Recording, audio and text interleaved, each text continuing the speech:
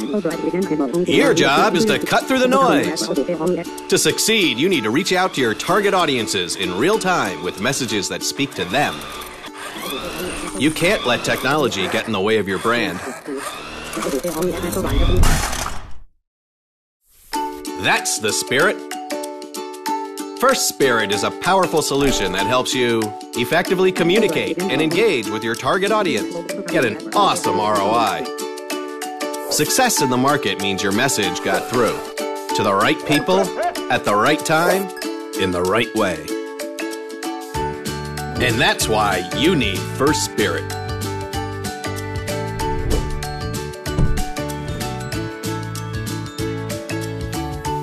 Get started with digital marketing. Visit www.espirit.com now.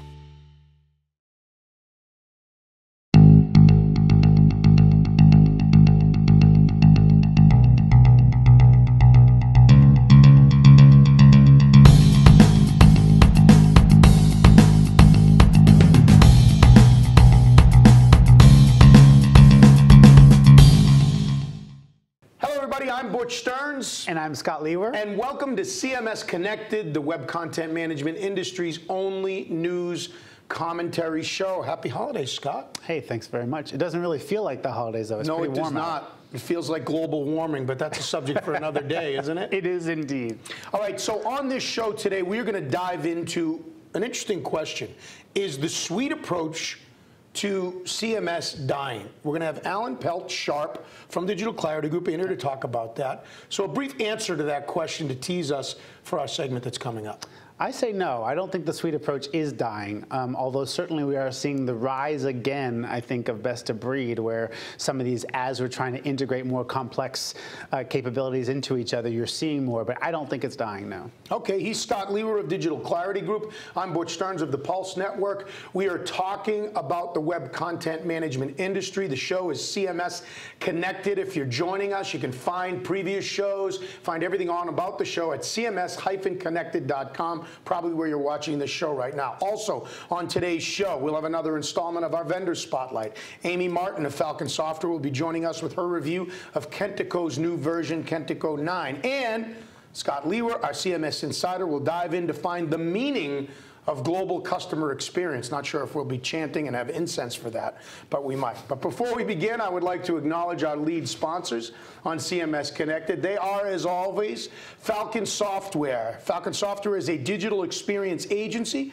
that can provide you with expert advice and integration solutions for all your creative design, content management, digital marketing, e-commerce, social, or mobile needs. Check out Falcon-Software. Also, Digital Clarity Group, a research and advisory firm focused on navigating organizations through the digital transformation process. All right, are you ready for our headline segment on this edition? Indeed I am. All right, so let's dive right into our first news items. If you're new to the show and our headline segments, we go item by item, 5 items, fast and furious, and Scott, our expert, sort of puts his perspective on each item. So our first item comes from an Arnet.com article that talks about Microsoft partnering with Technology One.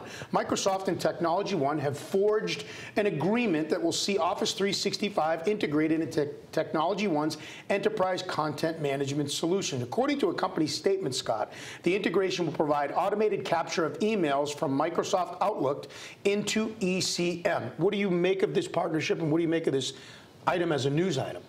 So as a news item, I think it's a little bit more of a press release probably than a news item. I don't think there's anything here that's super mind-numbing or groundbreaking.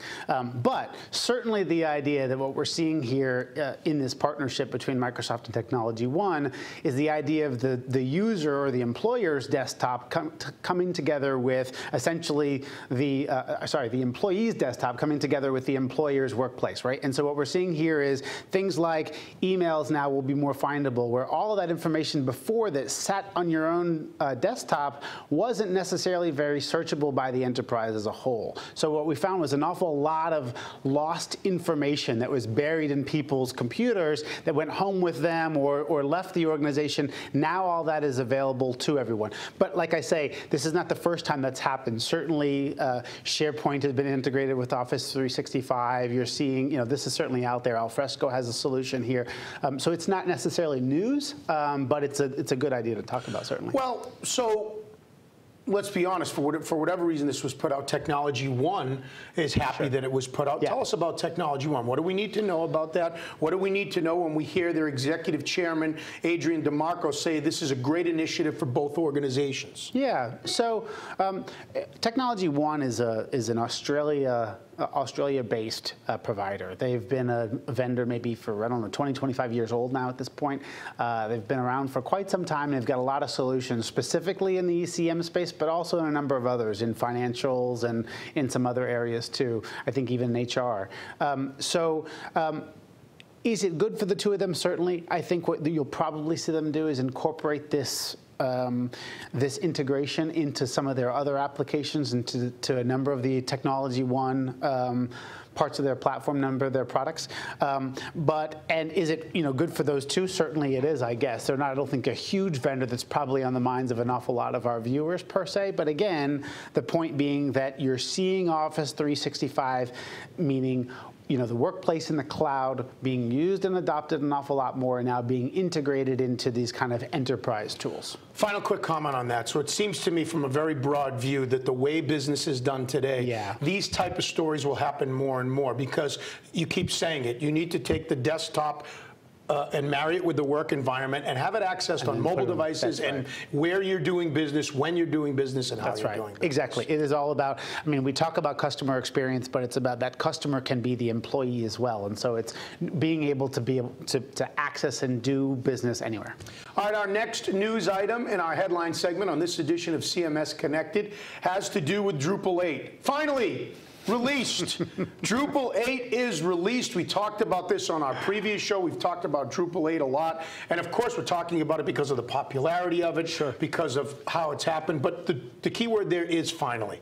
It finally was released. And you were critical before of Dries and all of this, that it wasn't released after all the hype. I wasn't critical of Dries per se. I was critical of, overall, that I thought what I did in the last CMS Insider segment was I talked a little bit about how essentially the long road to finally get here. It's been more than 4 years that they've been working on Drupal 8.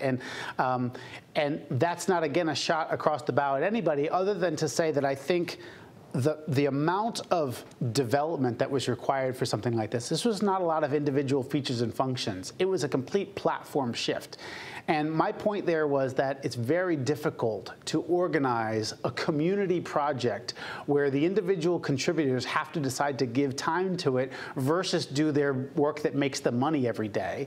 That when you talk about features and functions, those are actually able for them to be able to go put in their own use with their clients. They're more willing to put time towards that than I think they are towards some multi-year rebuild and platform shift. And so my point there was I don't think that it's super that the community open source model is so geared for this sort of a shift. So let me ask you about how this is being received. Obviously, Dries, who also is the CTO for Acquia, Boston-based Acquia here, comes out and says, today really marks the beginning of a new era for Drupal. 200 or so parties around the world when this happened. It's obviously being received with great anticipation, maybe overdue anticipation. Is this a new era for Drupal? I think it very much is a new era. And so let me not take my criticism of kind of what got them here and talk about how slow that was into like that this wasn't a big deal. This was actually a really huge deal. And specifically, it was a huge deal for Drupal in the enterprise, because Drupal was adopted in the enterprise kind of only to a degree. I think certainly, and they'll want to point them out to me after the show, I'm sure in my email I'll have a number of examples of where Drupal was adopted completely by an enterprise. Sure, those exist, but for the most part, it was available in many enterprises, but for particular departments. And a lot of the kind of knock on it by the CIOs of the world was that it was, because it was built by the community, it was kind of PHP built by a number of folks that didn't necessarily know, it wasn't object-oriented. This was a gigantic shift for the Drupal product as a whole. I think they rewrote like 85% of the lines of code for this and moved it over to Symfony 2, another object-oriented platform, framework rather. And so it's really, really big. But it also means that it affects all of the Drupal developers that are out there, many of those thousands and thousands of contributors who now need to basically really, I mean, you pretty much have to have a computer science background now to work with this platform, as opposed to you didn't necessarily before. So finally, about the Drupal 8 release, what are the capabilities? What are some of the key things that come out of this? Yeah, so to be honest with you, it's not a hugely different product that, from the outset that it looks. There's in-context editing, that's everywhere. It's very responsive now. Every aspect of the templates are responsive. Integrates with some other products better, and the usability is certainly improved. In terms of though, like kind of new features or new capabilities that are available in it, there's not a whole lot of that, to be honest with you.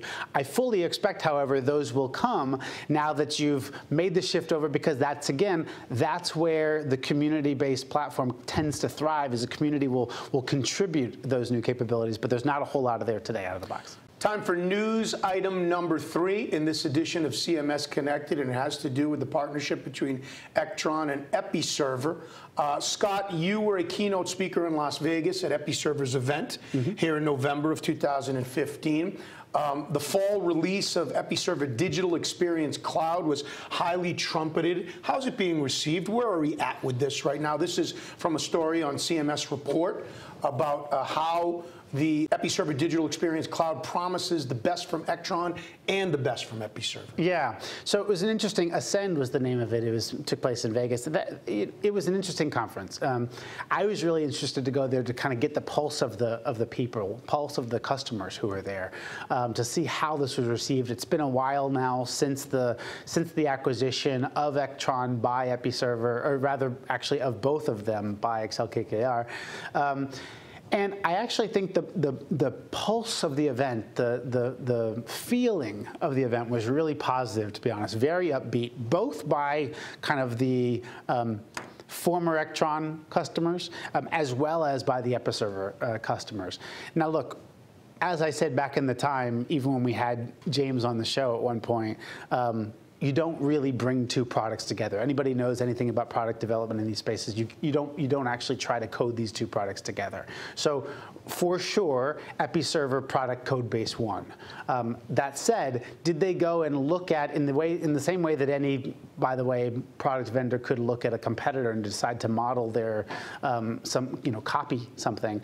They did go and bring in eSync, the notion of the digital experience hub, some of that stuff. They went and built it back into the Episerver base, and that's very well. But again, overall, it's being very well received. But no question that the Episerver customers now have a real question to answer for themselves, which is, the former Ectron customers, is to whether or not they're going to migrate onto this new Episerver platform. Because it is, in fact, it is a complete shift. It's not just a kind of another point release of Ectron because they brought products together. So again, final comment on that. The article says that, the Episerver Digital Experience Cloud promises the best from both of these companies. As you said, oftentimes when you bring two products together, it doesn't offer a more robust solution. That's the promise, though.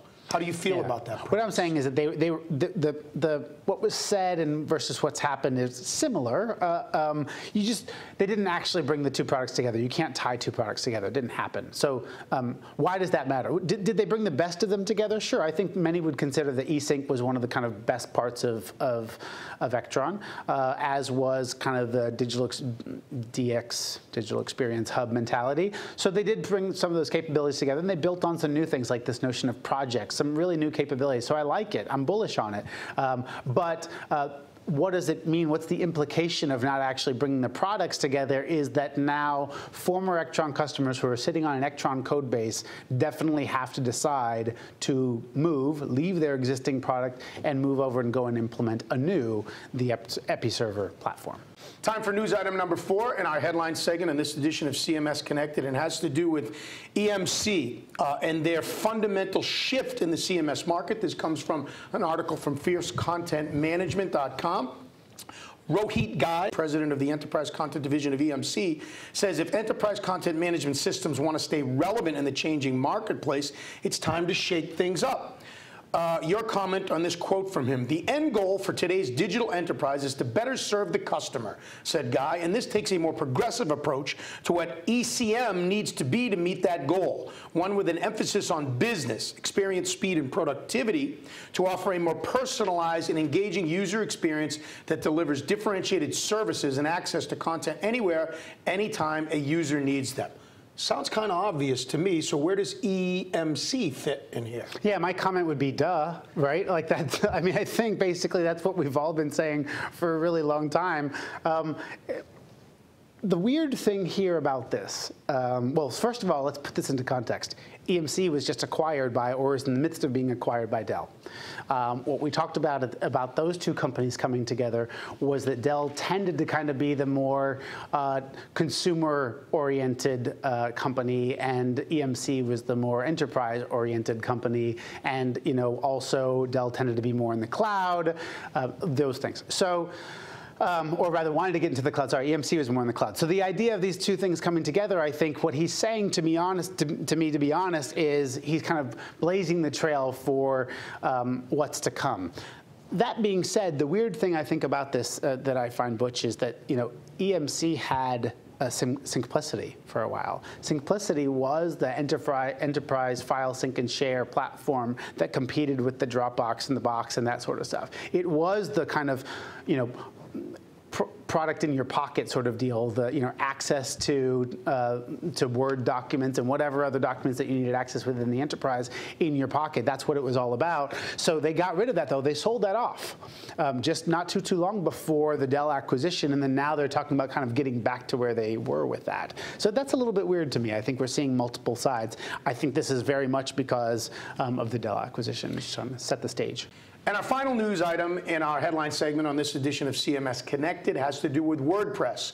WordPress 4, the blogging engine, now considered to be more of a CMS. And this is a perfect segue into the subject of our show of whether the suite approach or best of breed is the best way, or what's dying or what's not. So let's talk about WordPress 4. It not only powers blogs, but according to this article in InfoWorld.com, it is a CMS system, a social hub, a discussion forum, a feedback tracking system, an e-commerce solution. WordPress, of course, very popular. Your thoughts about how WordPress has evolved and what WordPress 4 is. The title of this article is WordPress 4 Plugs In, Turns On, and Grows Up. Is it growing up?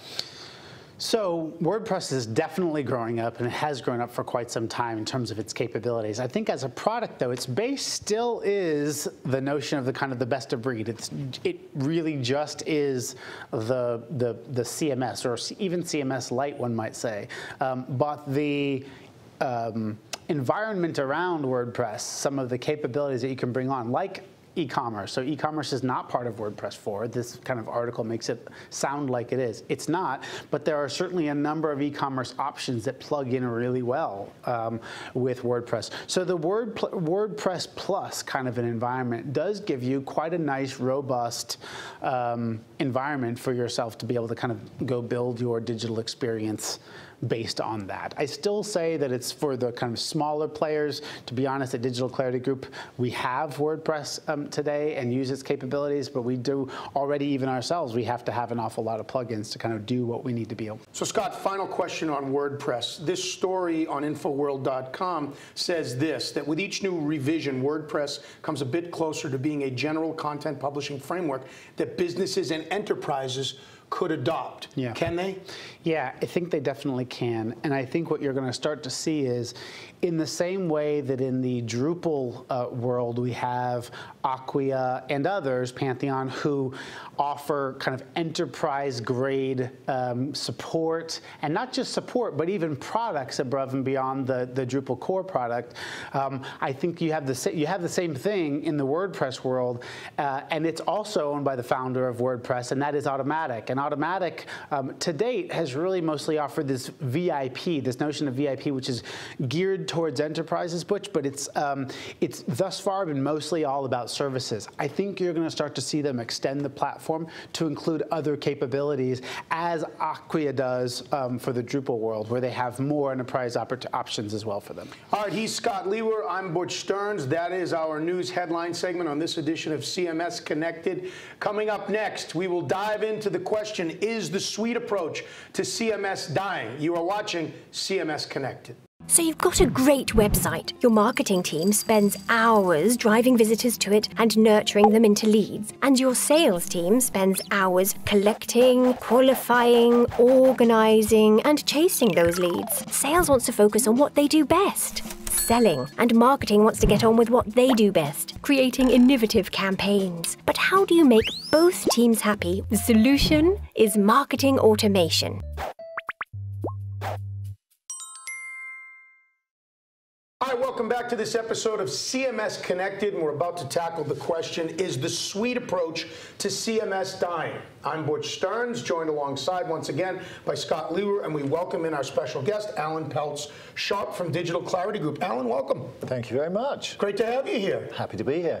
Tell us a little bit about yourself for people that don't know you. When it comes to this subject in the CMS space, you're very passionate about this, aren't you? I'm very passionate about it. I've been involved in it for a long time as an analyst, as a consultant, and actually starting out as an end user. So, you know, I've done it wrong in many different ways, so I've got a lot to share with people. So we want to dive right into this subject, but you know Alan very well. Why is he the perfect guest to have as we tackle this subject? Look, Alan is modest in his description of himself. He literally wrote the first book on the web CMS industry. So he knows an awful lot about this, and not just about web CMS, but about enterprise content management and many of the other periphery capabilities around that that one might include when we talk about the notion of a suite. So I think he's the perfect person. So Alan, let me ask you the question directly that we're talking about. Is the suite approach to CMS dying? If you want to frame the question, frame what you find interesting about the question, or just answer it. Well, I think there's a couple of things here. I mean, one, that's a question that gets asked every so often, right? Every few years that one comes up. And, you know, if we're to give an answer, you could give either way, right? Yes, it is. No, it isn't. But I'll say yes, it is. Really? Yeah, absolutely. I think it's a challenging time for the industry. So why is the suite approach to CMS, to web CMS, dying? I think the reason it's dying is because at the end of the day, it's a little bit like ERP systems in the late 90s. Hey, this is how we all work, and we'll all work the same way. So these suites all starting to look like one another. But that's not how businesses work. Some people are really focused on the customer relationship and the data there. Others are still focused on email marketing. And others, let's be honest, they're just figuring out what they're going to do with their web and mobility. So I think there's a lot of different requirements out there, and one size doesn't fit all. So then does that mean that the counterpoint is also true, that if the suite is dying, are we back into, again, the rise of the best of breed? I think we are at the moment, but as I say, this is a kind of question that gets asked every so often. So, you know, I think it's cyclical. At the moment, though, yeah, I think so. I mean, if we look at digital marketing, absolutely, it's best of breed. You know, and even when you start looking at it from a data perspective, you definitely still have best of breed CRM out there. And analytics tools. So Alan, let me ask you this question, because you are focused on the end users now, right? Very much so. So I want it all, right? I'm an end user. I want a suite that offers all the capabilities that I can do. Yet when I do that, oftentimes I find there's limitations. Or on the other end, if I have a best-of-breed solution, I very quickly find out that I need certain add-ons or certain things to be able to do them well. How do I get the best of both worlds? Whether the suite approach is dying or not, if I'm on either side of that, how do I get the best of both worlds? How do I get everything that I want? Well, the bottom line is you don't. It's about compromises. It's about finding something that's going to work for you. Because if you take a suite, everything in that suite is not going to be best of breed, right? It can't be. It's not what Adobe tells us. It's not what anybody will tell you if they're selling you it, right? But I mean, if you go to the high end, you go to an Oracle or something, you know, is everything they do perfect? No. Yeah. Right? So you're just not going to get that. What you have to find out is what's critical to me and focus on that. Okay, so I'm going to say something now. You tell me if you think that this is right. I'm gonna say to you that in the last 30 seconds, you might have convinced me that there will be a bit of a rise of a best-of-breed capability. But I think, to the end user, to the end buyer ultimately, that maybe the suite is not necessarily created by the vendor, but the suite might be created by the service provider who bundles things together themselves and creates a managed service, essentially, of a number of capabilities. Do you buy that? I think some service providers, some hosting environments will be building those out for sure. But that really gets to the nuts and bolts of it. What is a suite? Yeah? Is it just something in somebody's marketing? Right? I mean, hey, I've got all these products. Why don't I sell them as one and make them look like they're one? You know, if you remember back to the autonomy days, everything was idle. Regardless of what it was, it could have been records management. It was idle records management, right? Sure. So here was this fantastic suite, which wasn't a suite. So, yeah, what is a suite? Yeah. So then how about this? I think let's take a step back.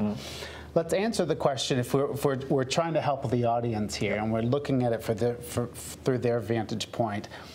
How should they be making the decision about which is better for them, which approach to take, whether or not they need best-of-breed capabilities, whether they need a suite approach? How should they even look at this whole problem? Well, there's different ways of answering that. I think, to be honest, if you're a small organization, you know, if you're not huge, you're an SMB, an SME or whatever, let's be honest, probably a suite does make sense because you don't have the capabilities to build and bolt all of these things together. So if somebody's done it for you already, why not go for that? If you're into a larger organization, I think you've just got to figure out and be honest about it. What is most important to me and where is my organization coming from, right?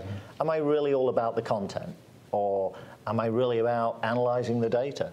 Just finding out where you fit into these things and then you may well make a different decision. You know, a Coca-Cola is going to make a very different decision to a Midwest tiling company. You know, I mean, one size is never going to fit all. And exactly that is going to be the case when you're talking about suites because, as we've said already, are they even suites? Or are they actually just selling you a bunch of products that might work together and might not? Oh, that's partially valid. You are watching CMS Connected. I'm Butch Stearns. He's Scott Liewehr of Digital Clarity Group. Alan Pelz-Sharpe of DCG is alongside. We're tackling the question of the suite approach in the CMS industry and whether it's dying or not. Alan, you keep going back to what's critical to me. You keep going back to what's important to me. Let's go to the vendor side and what, Scott, where you were heading with this. So it seems to me the vendors who are going to survive and thrive here need to look out for their clients' best interest. So I guess my question is, if there is a best-of-breed approach, if there is a solution that focuses on marketing automation or focuses on something that is critical to me, what advice do you have for vendors? How do they build the right CMS solution around that, whether it's a suite approach or whether it's not? How do they do that and focus on what's critical to their clients? It's a great question, and I think there's actually a relatively straightforward answer to it.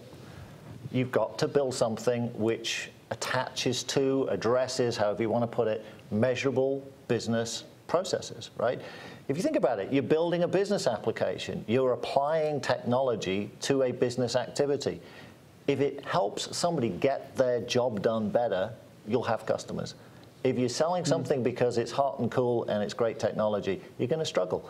And that seems so obvious, but when you look at the marketplace, not everybody's following that advice. You know, I want to comment from you on that because, again, to me that seems like such obvious advice, but the key word is measurable.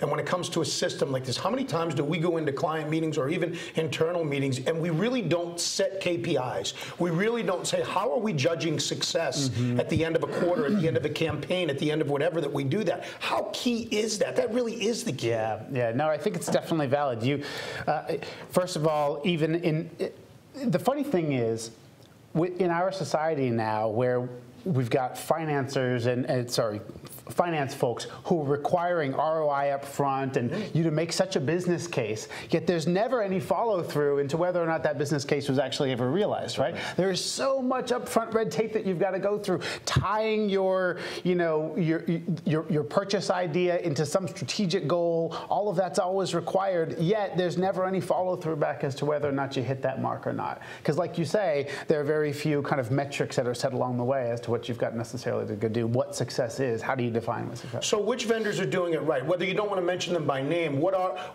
when the vendors are doing it right, how are they building systems that allow people to be measurable, allow to, focus on the right things? Well, it sounds like a cliche, but it is all about the data.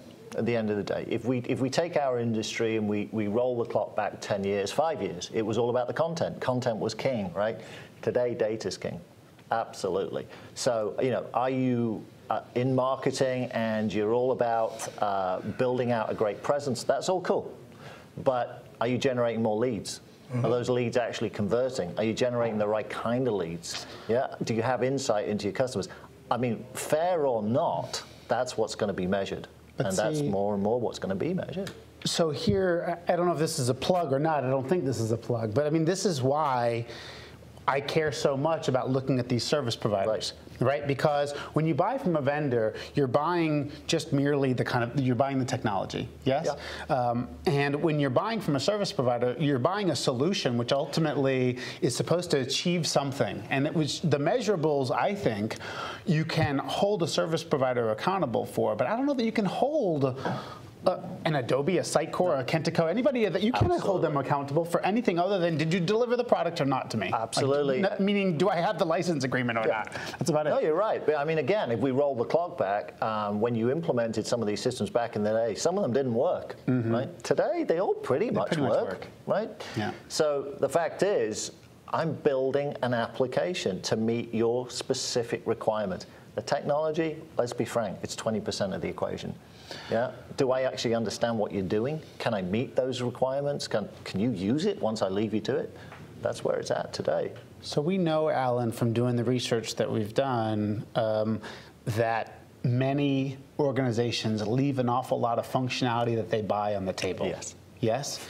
Is that part of your argument for kind of why the suites die? Is that they buy these lots of capabilities, only use some portion of it? Is that why? Is it extra fluff? Or is there some other reason? I think in many cases, as I say, it's cyclical, right? So we go through these cycles where it's going to be suites, next time it's going to be best of breed. But what suites tend to do is leave a bad flavor in somebody's mouth, okay? The taste is there because, hey, I bought all of that and I used what? 20% of that functionality, and you charge me how much? Next time, am I going to do that? No. Next time, I'm going to buy just what I need. But to your point, right, it goes around because suddenly you find yourself shorthanded and you don't have the technology. So then you go back to buying the suite. Again, you're watching CMS Connected. Alan Pelz-Sharpe from Digital Clarity Group is alongside Scott Liewehr, Butch Stearns. In this episode, we're talking about the suite approach to CMS and whether it's dying. I have a question for both of you. So what do I do as an end user? Whoever wants to tackle this first, let's start with our guest, Alan. What do I do as an end user here if I have a certain system in place and I'm overwhelmed at the prospect of trying to get it heading in the right direction? What do I do? Where do I start? Do you know, that's such a fantastic question because that's actually the case, right? That's how it is 9 times out of 10. This isn't new stuff. People have systems in place. They've built them up over the years. And the truth is, sometimes you have to tell people, I know you hate it, but you may as well live with it because the cost, the complexity, the risk of moving, it's not worth it. Just live with it. You know, it's worked this long. And for others, well, you're going to have to take on that risk, that complexity. But now we're talking about migration. You know, we're talking about re-engineering business processes. So if that's the right thing to do, make sure you've got enough money in your pockets, enough time, and the right people in place to do it because technology isn't going to solve that for you. Yeah, I think that it's definitely true that I think back to an original point that Alan made, which is look at what your needs are. If you've got some really deep needs in the way of getting your arms around data or analytics or something like that, then that might be a place where it's more willing that one might be more willing to go and rip and replace to get yourself the perfect solution for you.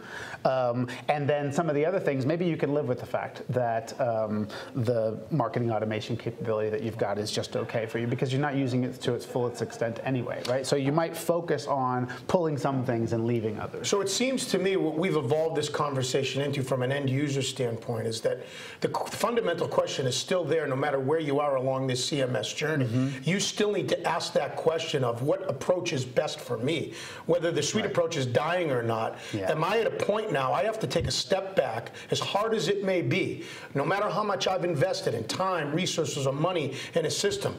Am I going forward with a suite approach or a best of breed? And if it is best of breed, what is critical to me? What's fundamental that I need? Am I on track with that? You are. Yeah. You are on track. And you know, the big, what we haven't really talked about here too is the different sizes and types and complexities of businesses that are out there and what tend to be. You know, it's certainly true that the smaller organizations don't necessarily need deep capabilities that are found in most of the best of breed tools. Would you agree that that's true? Absolutely, and probably it's not insulting, it's just factual. They don't have the skills to use them anyway. Right. Or the resources. And the opposite is probably also true, although not always.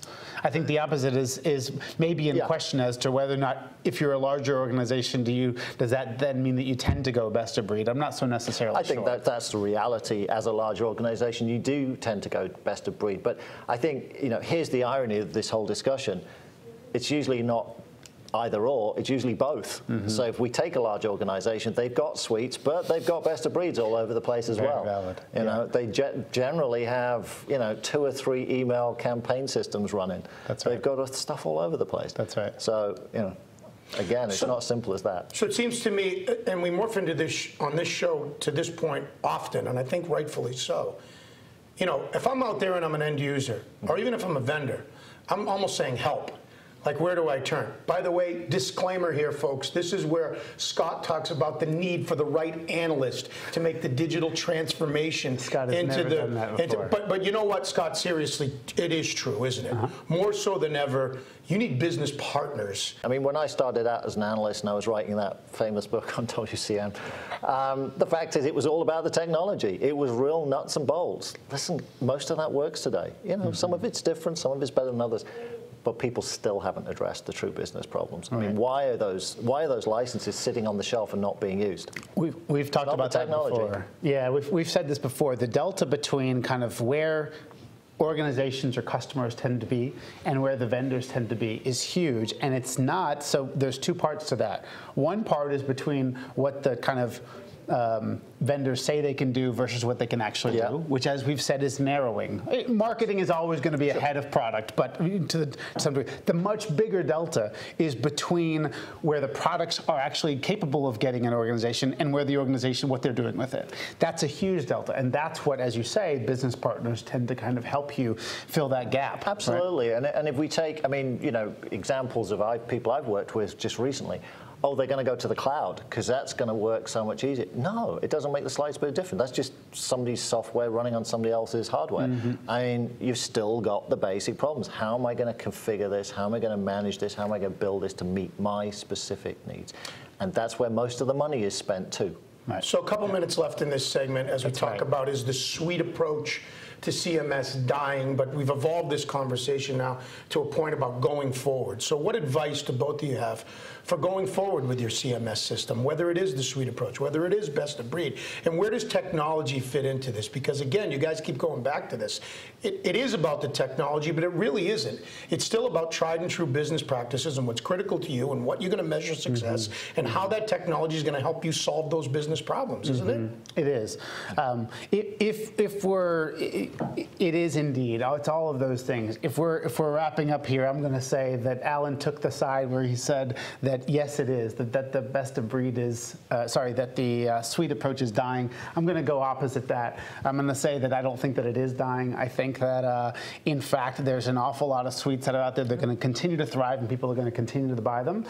You're going to see the WordPresses of the world even that might have been in the small scale add more capabilities to them, I believe. So I think suites, but I think there are so many options out there for so many different people that certainly I hear the argument that best of breed will continue to rise again as well. And to agree to disagree, I mean, Scott's absolutely right. They're all going to add more and more and more functionality, you know. That's a given. Yeah. Whether that's actually a suite, though, I think that's the challenge. And it comes right back to what we were talking about at the beginning. Just because somebody tells you they have a suite of technology, you want to really look at it. Was it built up because they bought 10 different companies? Are they still 10 different pieces of software on different codes, you know, not particularly well integrated? I mean, so again, for a buyer, from a buyer perspective, really look closely at what you're buying and get really good advice. I mean, because The marketing, as Scott said, is typically way ahead of the reality. So the suite approach may or may not be dying when it comes to CMS. The best-of-breed approach may or may not be dying. We thank you, Alan, for being a part of this segment of this show. You clearly are passionate about this subject, and it's something that's ongoing in your life and everybody else's. If people want to contact you, or if they want to find out what you're into going forward, how do they reach out to you? How do you prefer The that? usual way, Twitter, LinkedIn, or just email me directly at DCG, Pelz-Sharpe at digitalclaritygroup.com. There you go. We thank you for being a part of this segment of CMS Connected. We have much more to come on this show at CMS-Connected.com.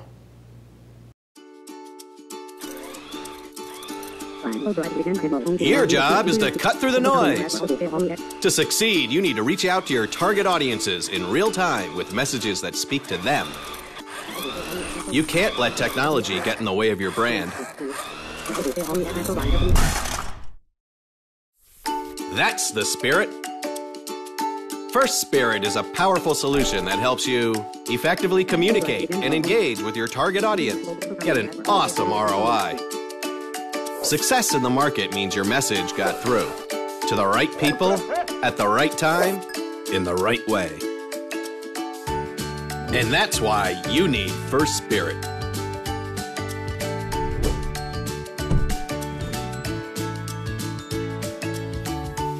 Get started with digital marketing. Visit www.espirit.com now.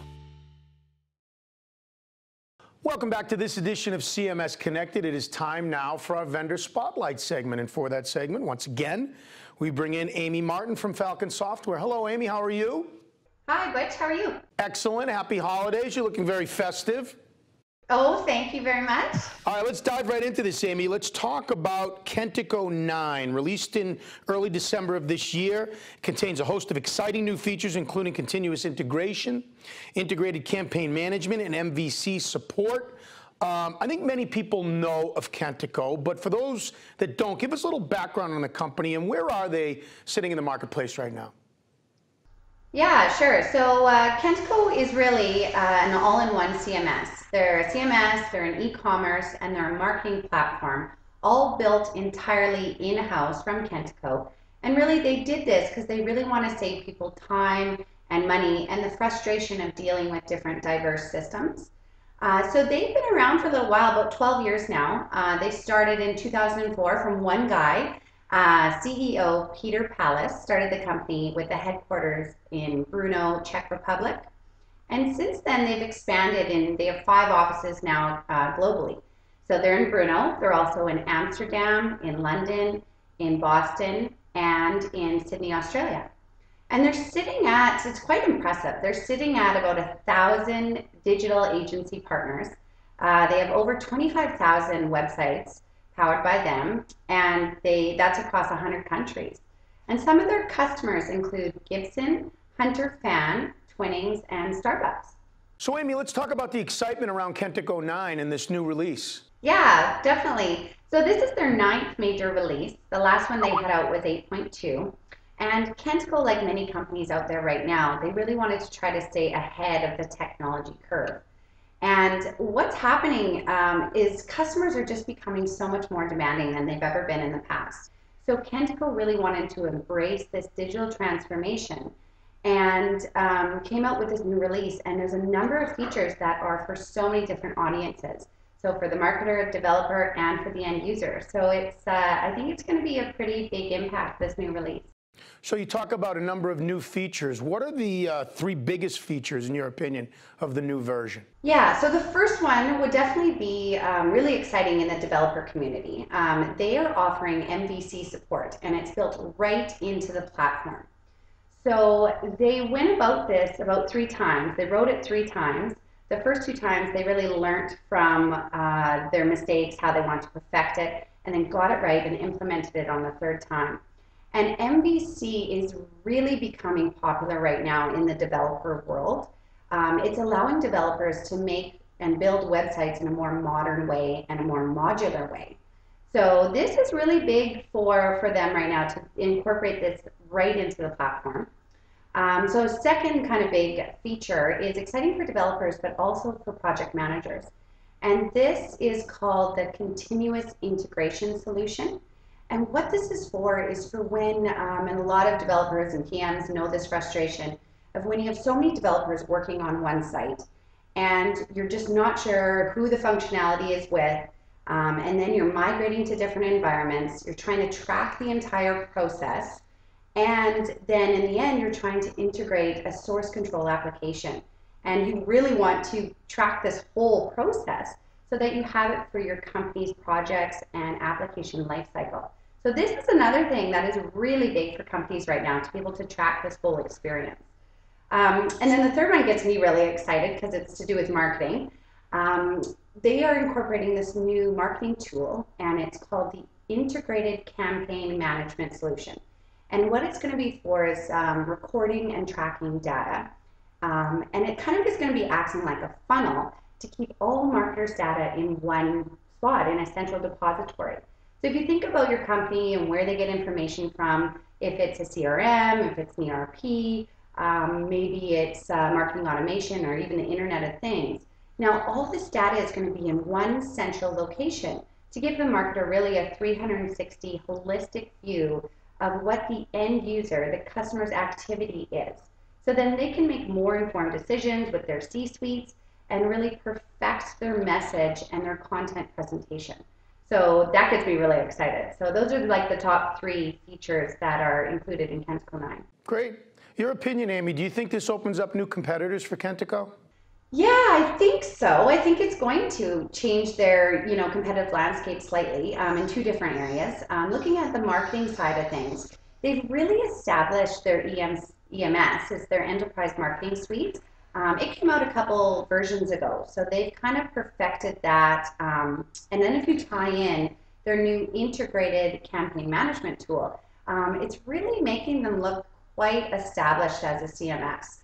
I don't think they're, ever going to be one-on-one competitive with the big Marketos and the HubSpots, because they are marketing software. That's their business. That's exactly what they do. But I do feel that they are going to be, a little bit of a competitor for them, because they are just getting more established in the marketing side of things.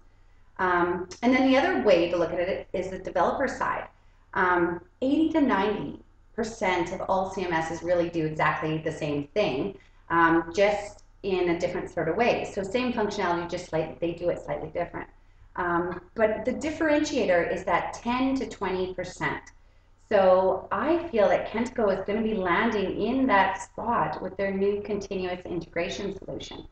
If you look at their big competitors, the Ectrons, the Acquias, the Sitecores, they really don't have anything like it out there. So not that I'm aware of. So I think this will be in top, conversations, discussions when Kentico is talking about upgrades and sales. She is Amy Martyn of Falcon-Software. This is the Vendor Spotlight in this edition of CMS-Connected. I'm Butch Stearns. We're talking about Kentico 9. And in the subject, or the main topic of this episode of CMS-Connected, Amy, we're talking about the suite versus the best-of-breed approach. Let me ask you a question. Which do you think Kentico is taking? And if they are going best-of-breed, talk about which tech solutions they're partnered with. Kentico is known as a full suite CMS. They're not really known as being a best of breed. However, their new continuous integration solution they're kind of calling it a best of breed solution because no one else is doing it. They've written all the code themselves entirely in-house, integrated into the platform, and like I said, there's no competitors are really out there doing something like it. Another thing that they are also doing is a technology partnership program. So they are supporting standalone integrations, but these companies are still maintaining their own clients. So 3 of those companies are Discover IT, PicturePerk, and BizStream. Have any of the current clients started using Kentico 9 and all these new features? And if so, which ones do you want to point out? Yeah, so because this release has just come out early December, it hasn't been out very long, there really isn't any clients of theirs that are using it in a production capacity. But if you, what they did is when they first started coming out with Kentico 9 is they had a small subset of their clients use the platform a little bit in more of a beta environment so that they could really get some feedback and fine-tune the functionality of it. How long does it take to migrate to Kentico 9? I'm sure people are wondering that. Definitely. This is like a very popular question. Everybody is wondering this, and developers kind of know the answer to this already.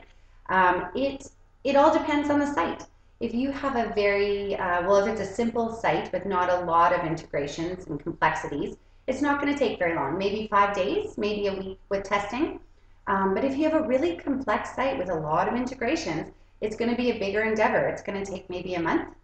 But Kentico has some really great tools in place to help developers do this migration. They have an upgrade tool that they always offer when they have new releases. They have other additional developer tools to help with APIs and functionality. And they also offer a 30-day trial. So it's giving people a way to just try it out before they jump right in. So Amy, the release of Kentico 9, certainly exciting for them. Where do they see themselves, Kentico, heading in the marketplace? And what are some of the initiatives they're taking to reach their business goals? Yeah, so Kentico it's pretty impressive. They have about 1,000 digital agency partners, and they power over 25,000 websites across 100 countries. So they want to be expanding in these areas. But with Kentico 9, they really want to be revolutionizing the marketplace, especially for marketers and developers. And how they want to get the word out about Kentico 9 is with a series of 4 webinars, which have already started, and then followed by a few more blogs to touch on a few more other features that have changed. But looking at the bigger picture of things, I have a quote here right from the CEO, Peter Pallas, and he says, "Our company is growing, our product is maturing, and we're seeing more and more sales wins among Fortune Global 500 companies in particular." And so the initiative they took with this bigger picture is that they wanted to grow their senior leadership team. So they just hired the VP of Global Sales, Mr. Richard Brulick is his name. So that's a big step for them, but that's exciting. He's going to be in charge of global sales, but also their high-regarded partner network, expanding that as well. And then the CEO follows up just after that by saying, it's the right time to make strategic investments in the business. We look forward to seeing what Richard's considerable sales talents will do for us. So it's exciting times for Kentico. I think that this new release is going to be big for them. They're taking the steps. They're hiring new staffs. They're making new features. I'm just excited what's around the corner for them in the next year. Amy Martyn and her review of Kentico 9 in this edition of the Vendor Spotlight. Amy, thanks for your time. Thanks so much for having me. All right, Amy Martyn of Falcon-Software. That is our Vendor Spotlight segment. We have more to come on this edition of CMS Connected. So you've got a great website. Your marketing team spends hours driving visitors to it and nurturing them into leads. And your sales team spends hours collecting, qualifying, organizing, and chasing those leads. Sales wants to focus on what they do best, selling. And marketing wants to get on with what they do best, creating innovative campaigns. But how do you make both teams happy? The solution is marketing automation.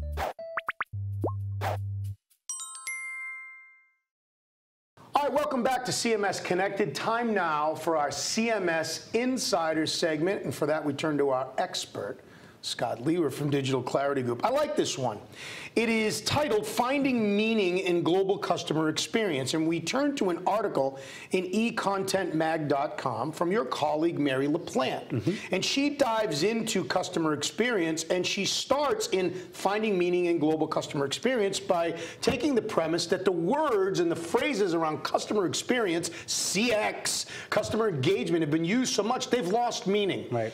Has the term customer experience lost meaning, Scott? Yeah, so look, first of all, I really like the article that Mary wrote, this semantic satiation. I hadn't heard of that term, but it very much applies here in this case.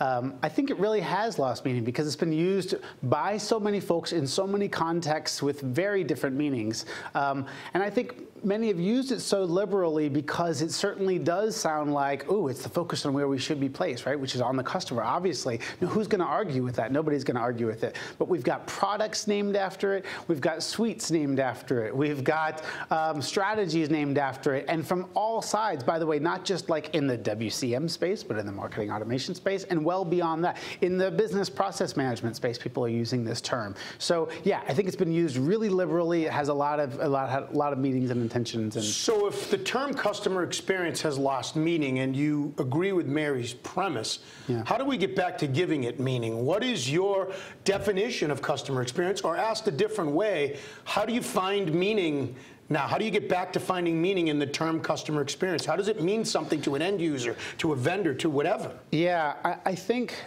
so first of all, again, as Mary says, we might have some culpability here because we've certainly been using this term.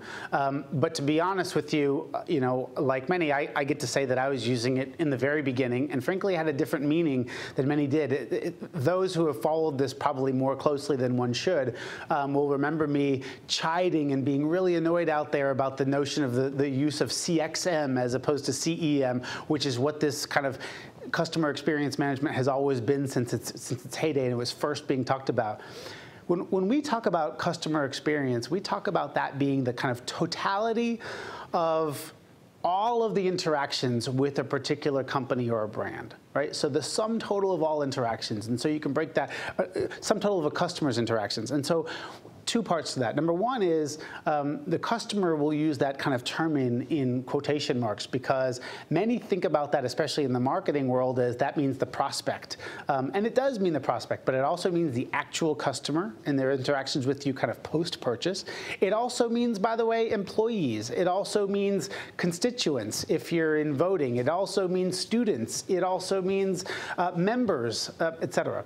So first of all, that's the first stipulation. Second thing is, if it is the sum total of all interactions, then the failure of any one of those interactions is a threat to the customer experience, right? And so the idea is, how can we make sure that kind of all of these interactions end up leaving us positive? Somebody did some research at one point, and I can't remember who, so I'm sorry I can't give them credit. They basically said, actually, a customer's experience in their mind are two different experiences. One is the most recent experience, and the second one is the one that stands out the most, good or bad.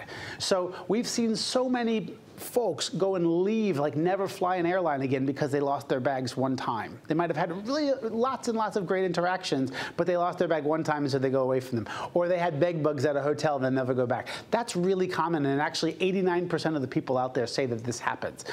So in terms of getting back, customer experience management, however, is different. It's how can we kind of try to set an environment that controls that. But here's the thing. The kind of liberal use of this term has mostly been by technology vendors who want to associate their products with the term. And unfortunately, in the way that I've defined it for you here, it is not just about technology. It is about strategy. Customer experience management is about strategy. It includes skills. It includes approaches. And yes, also some technology to help that make it work. But certainly when we think about a holistic approach to customer experience, we're certainly not just thinking about even digital interactions. A person's customer experience is when they walk into a store, the greeting that they get from someone. And not even in a store. It's my use of a product when I'm back at home sitting on my couch and something works or doesn't work. That has nothing to do with the technology for the website that you're creating for me to go and interact with. And so I think it's just a real, like I say, Butch, liberal use of the term to talk about customer experience management solution as being that which controls my website experience or something. I think that's very much not what it's all about. All right, so to wrap up this segment, I'm going to hijack it for a second. Go ahead. If you'd allow me. You have something to say on this. You're the CMS insider. No, that's fine. I think you make some great points, and I want to get right to the strategy and your recommendations and advice. It seems to me this leads to what should be a customer-centric approach. That should be your strategy. So let me go off for a second. Here's where I'll go off. Customer experience, to me, used to be a proactive thing. It used to only happen with customer service, after a product was purchased, and you wouldn't hear about it until there was a problem. Now, the way business is done today, there are touch points, there's tag words, along the way everywhere. So customer experience is all of it. So while, as you just said, customer experience is a suite of products, customer experience can be a line of business within an organization. What it really should be, in my opinion, is it should be a philosophy based on a customer-centric mentality. And if you do adopt that mentality that the customer is the center of it all, your products, your people you hire, the people you work with, the way you do it. You're absolutely right. That is what finds meaning in global customer experience if you have that strategy, that approach. What you're basically saying, which I think is probably the only scenario where this cliche is right, which is if you build it, they will come. If you do really well by the customer, they will come, right? You will receive the fruits of that approach, I think is what you're basically saying. This notion of shifting from inside out, where you focus only on yourselves and your own, whatever it is that you, the organization, wants or what you want to sell, which, by the way, let's just say quickly that this idea of I could be more personalized in the way that I sell stuff, is that really customer-centric? No, that's still very organization-centric. Right? You're just trying to tell more stuff and you're trying to be a little bit more creative about it. But in this case, we think of, like you said, Butch, all the interactions. And oh, by the way, again, those times where they're not really interactions, it's just between the employee and the product. So maybe it means improving our products. It means improving all those places where you might at one point fall down, making sure that you don't fall down. So if you're an airline, it's not just how can I make the buying and booking experience better, how can I make sure not to lose anybody's bags, or that if I lose their bags, I help them get them more quickly. Those are the things that we're talking about which ultimately affect the customer experience. How can I maybe extend those seats a little bit, give me some more leg room? That's going to improve my customer experience, not just making my booking process better, which is where all the focus is today. Well said, Scott. I want to quote a friend of mine, Steve DiFilippo from Davios, who has a great book that I recommend called All About the Guest. And he talks about treating your employees as customers. And the way he puts it in the restaurant business is your customers are the people that come in the back door as well as the people that come in the front door. And when you do that, then the customer experience becomes a much broader philosophy. I missed making that point, and you're so spot on there that you cannot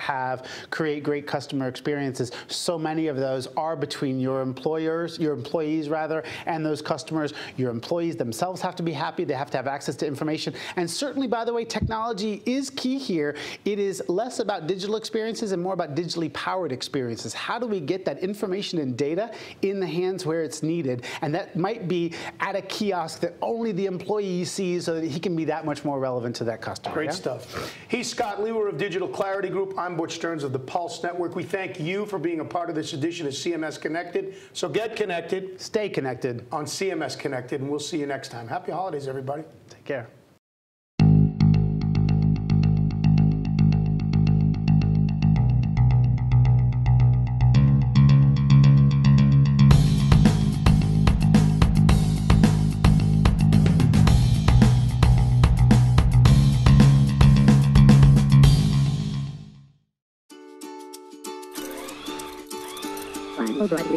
Your job is to cut through the noise. To succeed, you need to reach out to your target audiences in real time with messages that speak to them. You can't let technology get in the way of your brand. That's the spirit. First Spirit is a powerful solution that helps you effectively communicate and engage with your target audience. Get an awesome ROI. Success in the market means your message got through to the right people at the right time in the right way. And that's why you need First Spirit.